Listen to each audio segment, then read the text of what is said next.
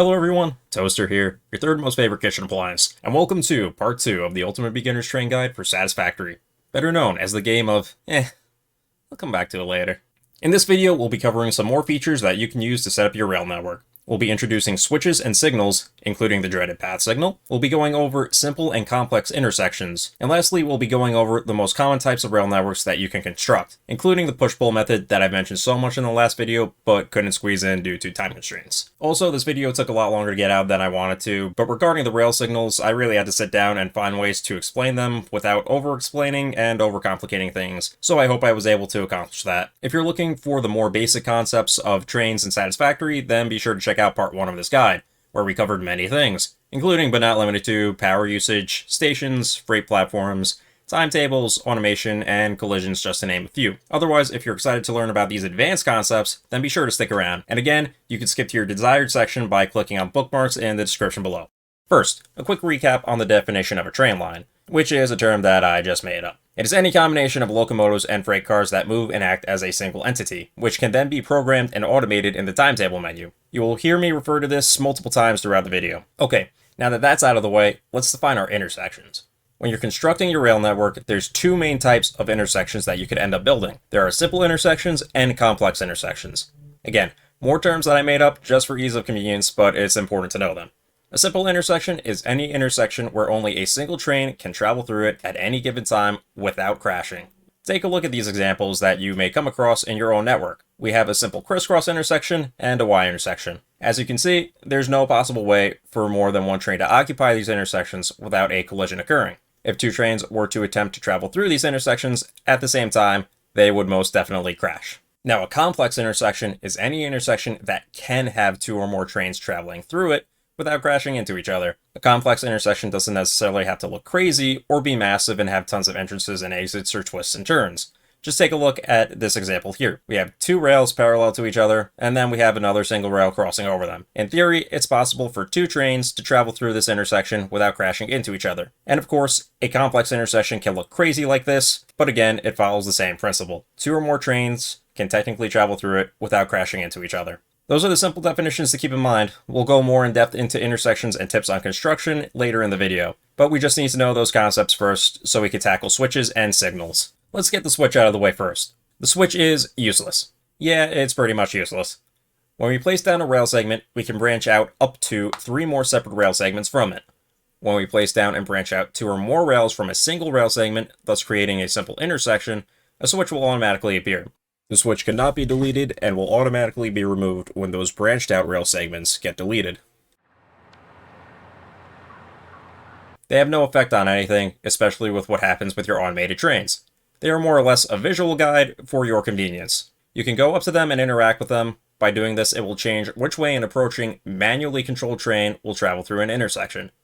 But you know how else you can change which way a manually controlled train will travel through an intersection? But you know how else you can change which way a manually controlled train will travel through an intersection? By tapping A or D when you're manually operating a train and you're approaching the intersection. Now, when automated trains approach an intersection, they don't give a darn. They will go whichever way they want, and the switch will automatically and visually change directions to show you which way the automated train is about to go. Again, the switch really doesn't do anything. They are pretty much just a visual cue for your convenience. Now that we got the switch out of the way, let's get into the more important part of the video here by talking about the block signal. We took a crash course on it in part 1 of this guide, but let's break it down a little bit more. So a block is a segment of rail or combination of rails that gets divided by block signals. A new rail network that does not have any signals placed on it will start out as a single block. These blocks are color-coded, and when you whip out a signal from the build menu, the blocks on your rail network will become visible. Blocks are important for managing traffic on your rail network, and they work in tandem with a block signal. Now, the block signal is the simpler of the 2 rail signals in Satisfactory. It's also the easiest to use, understand, and if you have multiple trains operating on a rail network, then you must, at the bare minimum, use the block signal, as it will be used as the foundation for directing all the traffic on your rail network. This is something that you must do if you intend to have multiple trains operating on a rail network, regardless of whether you want to incorporate path signals into it. And as a matter of fact, path signals will only work if you have block signals on your rail network. So go ahead and use them. So again, rails in your rail network will be divided into blocks by using block signals. and they are color-coded, which become visible when you whip out a signal from the build menu. When you place down a block signal, it will automatically split your rails into different blocks, and you can visually see this happening in real time because the colors of the blocks will change. Block signals can only be placed at the ends of your rail segments, not in the middle of them. Also note that block signals are directional, so they must face the same way that your intended traffic is going.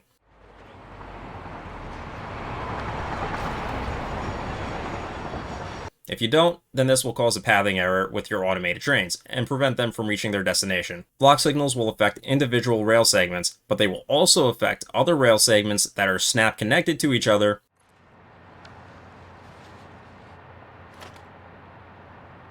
separate rail segments that are physically touching each other,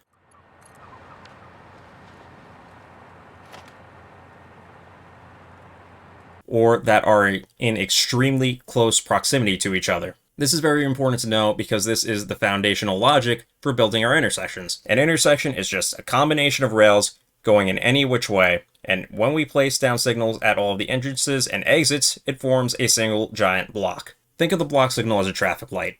If the light is green, then that means there is no traffic. There are no trains occupying the next block, so it is safe to travel forward, and thus it will let the train move forward into the next block. When the light is red, then that means there is traffic, there is a train occupying the next block, so it is not safe to travel forward and it won't let any other trains enter that block. Not until the other occupying train leaves it first. Utilizing block signals is how you're going to manage your traffic and prevent collisions on your rail network. Basically, if an automated train approaches a block signal on your rail network, the block signal will check to see if the next block ahead of the train is occupied. If the block is not occupied, it will let the train move forward.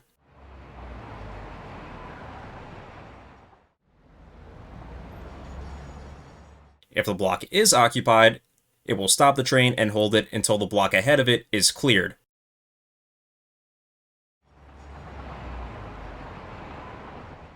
Once that block is cleared, it will then let the train move forward, thus preventing a collision from occurring.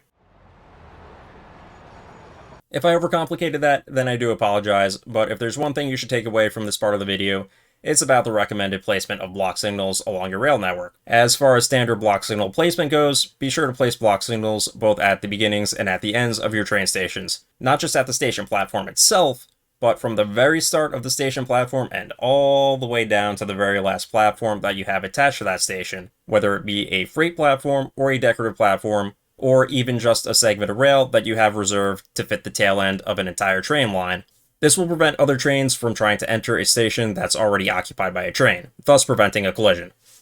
Next up, at the minimum, place block signals at all the entrances and at all of the exits to both your simple and complex intersections. This will prevent trains from crashing into each other when they approach and attempt to enter an intersection. Whether you want to incorporate path signals is a different story, but not to worry, that is coming up shortly. Also, I'd recommend frequently placing block signals along a rail network to help keep your traffic moving. If you only have your block signals at the entrances and exits to your train stations and at your intersections, then you've essentially created extremely long blocks between factories and intersections, which can cause unnecessary delays in traffic. This can also cause some train lines to get stuck waiting in the middle of an intersection, which is no bueno. By frequently placing blocks along your rail network, you can keep your traffic moving efficiently, especially if you have extremely long rail segments between your intersections or factories, and especially if you have lots of trains operating on your network. Again, block signals don't just affect the rail that they are directly snapped attached to, they also affect any rail that is touching it or that is in close enough proximity to it. Meaning that if you build your rails too close together, not only can it cause collisions with other trains,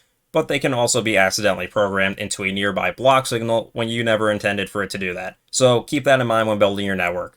For the most part, block signals act on a first-come, first-served basis, meaning if you have an intersection controlled by block signals, whichever train approaches that intersection or block first will be allowed to travel through it. The second train that approached that intersection will be allowed to go second, after the first train cleared it, and so on and so forth. Now, this can be a bit finicky sometimes, and you may witness some scenarios where a train who has no manners will cut ahead of another train for reasons that I do not understand. But again, for the most part, block signals act as first come, first serve. Funny side note about automated trains and block signals. In the last video, I mentioned that train lines and locomotives carry momentum, and the faster that they're going, or the longer the train line is, the more difficult it's going to be for it to stop. Yeah, that more or less only applies to manually controlled train lines. Do automated train lines take time to slow down at an occupied intersection or when approaching a train station?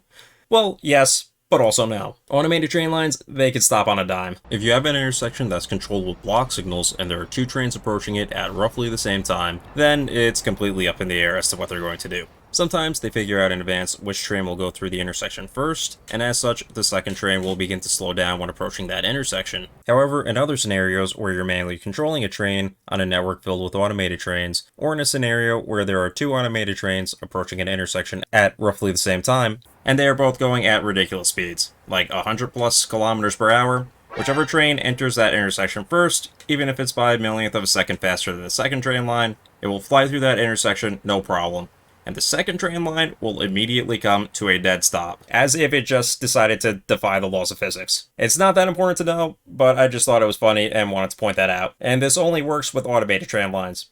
If you were to do the same thing in a manually controlled train, you would most definitely crash. I'm not entirely sure exactly why this happens with automated trains. I believe that it could be based on how close or far you place your block signals to your intersections, but again, I don't know for sure. I may know a fair amount about trains in Satisfactory, but I am no train whisperer. This also applies to train lines that are coming down an incline and immediately stopping at a train station. It will try to slow down and come to a steady stop at the station, but if it has built up too much momentum and it's moving too fast down the incline, it will still come to an immediate dead stop when it reaches the station. Whereas if you were to try to do it by manually controlling a train, you'd probably overshoot it. Finally, the moment you've all been waiting for, the dreaded path signal. Don't worry, it's really not that bad. The in-game description just makes it sound worse than it actually is. But once you understand it, it becomes super simple and very useful. First, let's start off with the golden rule for creating an efficient rail network. Place down path signals at all of the entrances to a complex intersection, and place down block signals at all of the exits to that intersection. If there's one thing you need to know about block signals and path signals, it is that. Complex intersections. Path signals at all of the entrances, block signals at all of the exits. If you do not have path signals placed down at all the entrances to the intersection, you will get a programming error, and that intersection will not work. All traffic will stop at it, and it will start getting backed up. So path signals must be placed down at all of the entrances.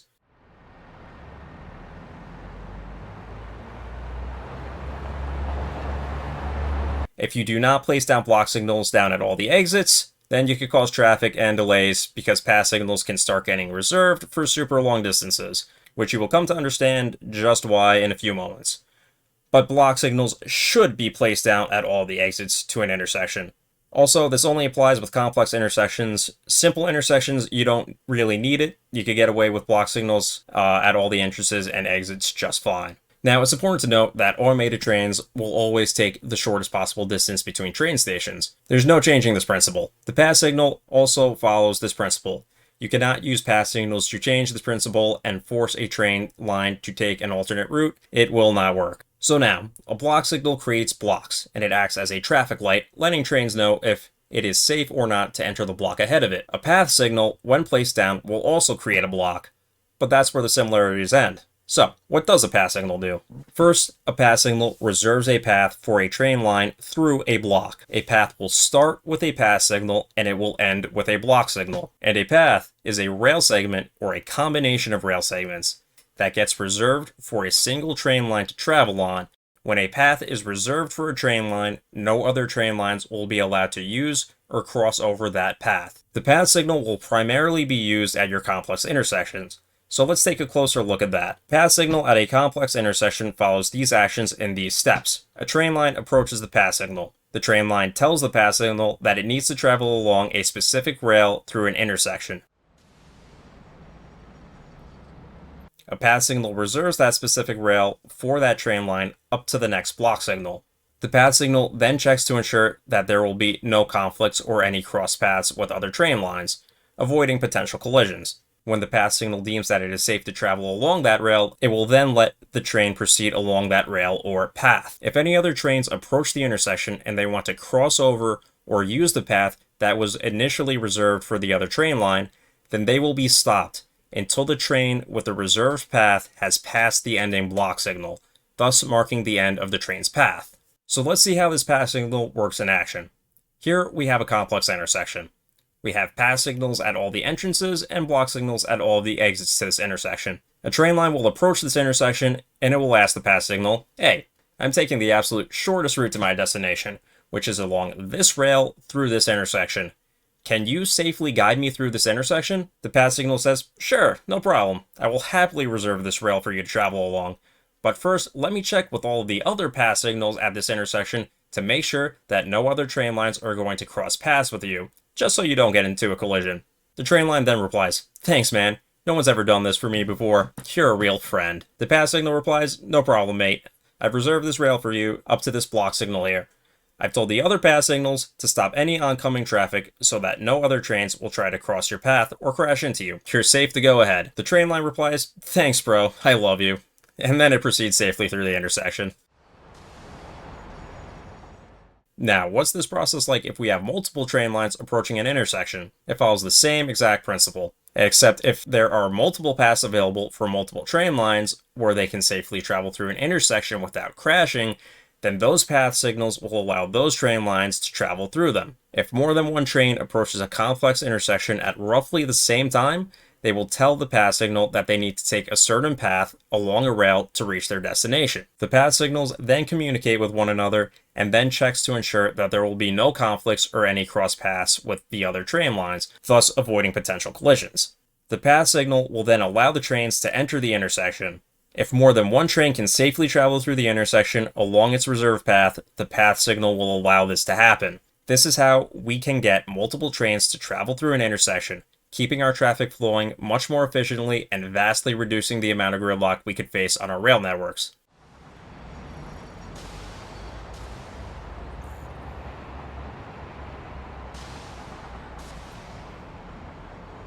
The first train to approach the intersection will be allowed to enter and travel along its reserved path first, like a block signal would.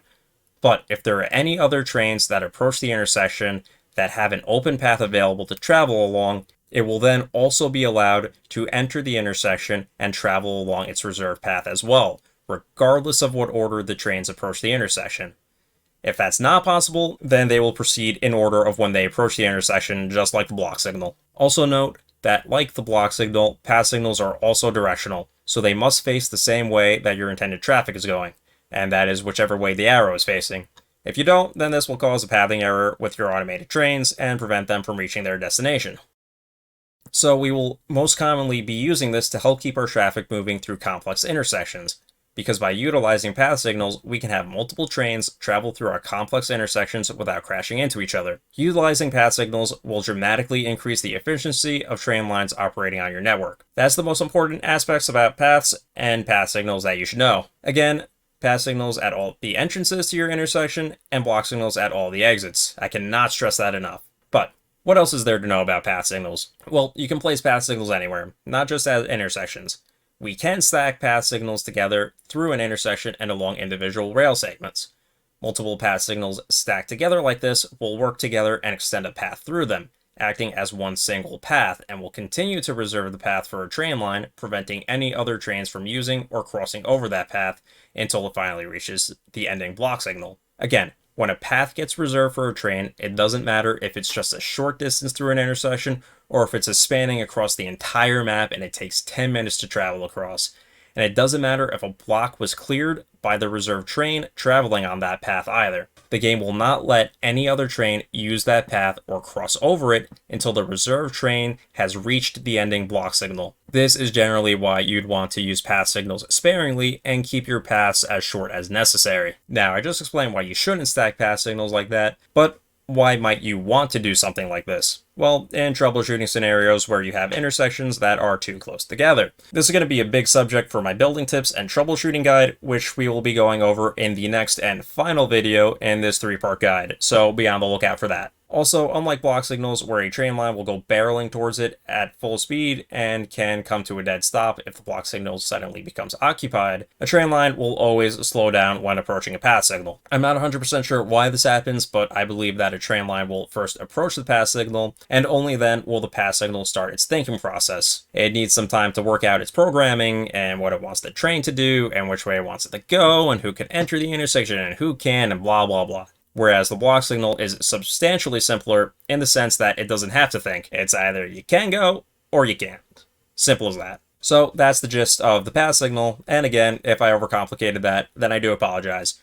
But if there's two things that you should take away from this part of the video, it's the golden rule about trains in Satisfactory, which is pass signals at all of the entrances to your complex intersections, and block signals at all of the exits. The second thing is, use path signals sparingly and keep your paths as short as necessary. A few more things to note about signals in general. Now, if you notice on the in-game description on the signals under the build menu, they refer to something known as bi-directional traffic. This is where you have multiple train lines traveling on the same segment of rail, but in opposite directions of each other. What do you need to know about signals regarding this? The golden rule of signal placement does not apply in bidirectional rail segments. In this example here, we have a simple intersection. In order for this intersection to work properly, we must first place down path signals on our bidirectional traffic segment. Those path signals will be doubled up and facing in both directions. We must then place another path signal at the incoming entrance of the intersection, and a block signal at the outgoing exit of it. This will allow this intersection and thus I gotta stop saying thus, and as such, the bidirectional segment to work. This is just one example that you can use, however signal placement can vary depending on how you construct your network. This is especially useful if you have multiple trains operating on an expansive push-pull network, which will be coming up shortly. And lastly, rail signals can be interacted with to tell you its current state. You may have noticed that if you place down a signal, it may start flashing yellow warning triangles, which means that it is not functioning properly, and any train traffic that approaches it will be stopped until the issue is resolved. You can go up to the rail signal and you can interact with it, and it will give you a vague description as to what the current issue is. You can then wield this extremely vast knowledge to troubleshoot the problem yourself. But we will be going more in depth into what these errors mean and how to solve them in the next and final video in this series. Okay, now that we got the signals out of the way, let's discuss the most basic and common types of rail networks that you can construct and build upon in Satisfactory. Let's start off with the push-pull method. The push-pull method is where we have two locomotives, each one facing opposite directions at the opposite ends of a single train line. This is a method that we can use to get our trains to move in opposite directions. Since automated trains will not go in reverse, they will only try to move forward, and that is whichever way that the lead locomotive is facing. Push-pull system is a way around this by allowing us to have an automated train be able to go in both directions, both backwards and forwards. Also, it's important to note that the outermost locomotives in your train line cannot be facing inward towards each other, because then you can't automate them. The game will refuse to do it. They must be at the opposite ends of your train line, and they must be facing outward away from each other.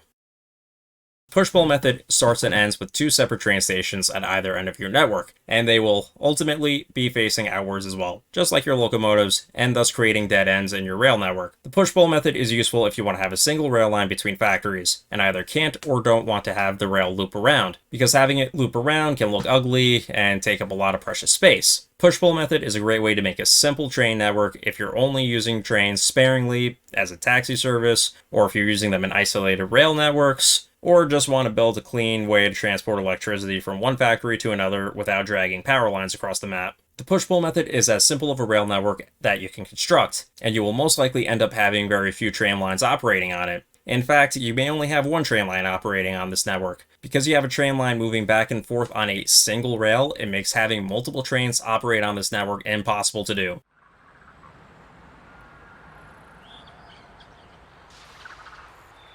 You may say, but Mr. Toaster, could you potentially build an alternate rail line on that network so that one train could potentially bypass the other one? And to that, I'd reply, please, just call me Toaster. And that is a brilliant idea, but the answer to that question is no.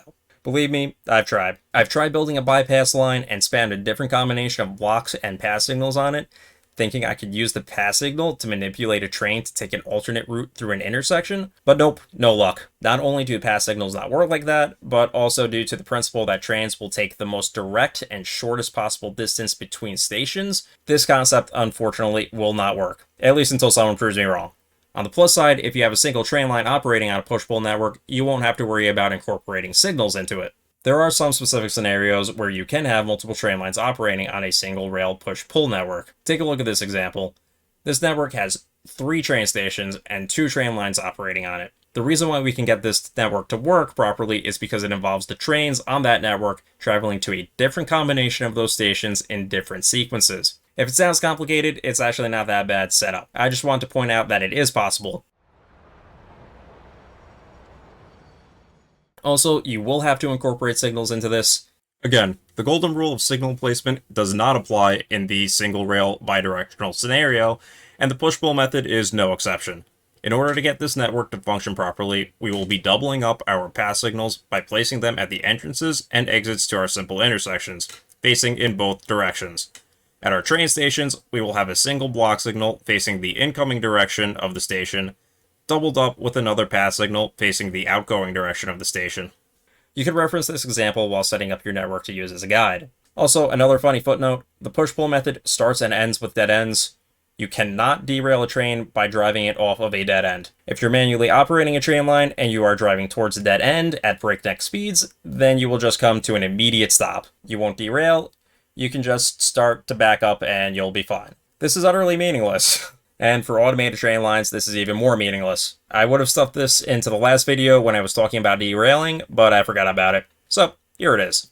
Next up, let's talk about closed-loop networks. Push-pull generally starts and ends with train stations, thus creating dead ends. Closed-loop networks will have a completed closed loop of rails, meaning that a train line can completely travel around this network in one direction continuously, without hitting a dead end. The most basic forms of these systems that can be expanded upon are the single rail and the double rail systems. The single rail system, as its name states, you have a single rail. All train lines on this network will move in only one direction. This also requires that your rail network has a completed closed loop, meaning that unlike the push-pull method, there are no dead ends in your network. Now, this method is great because unlike the push-pull method, we can incorporate more trains onto this network and encounter fewer problems. This is a very simple system, and it's great for smaller rail networks where you only have a few train lines operating on it. The positives to this is that it's easy to construct, it's easy to manage traffic, and if you have to create an intersection on this type of network, they'll generally be quite simple and generally won't require the use of the dreaded path signal. The downside is that it's one-way only. You generally don't want to have a train line move in the opposite direction because quantum physics was removed in Update 5, but it is possible in certain scenarios. Take a quick look at this example where we have a factory that has a single rail acting as both an entrance and an exit off of our main rail line, or this one where we have a train circle back onto the main rail but going in the opposite direction, acting as a shortcut to reach a previous station.